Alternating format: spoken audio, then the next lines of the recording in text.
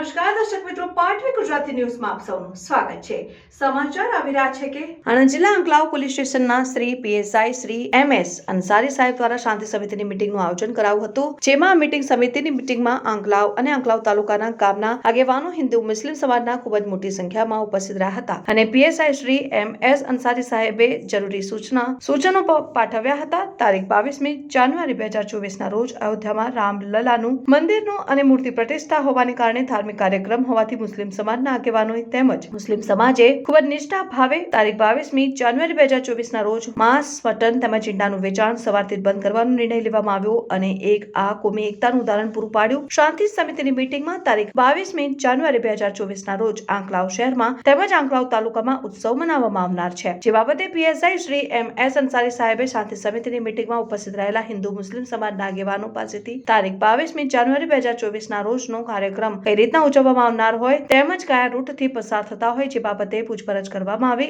અને જરૂરી સૂચનો આપવામાં આવ્યા। શિવરાજ યુસુફભાઈ સાથે કેમેરામેન દીપક શાહ, પાટવી ગુજરાતી ન્યૂઝ।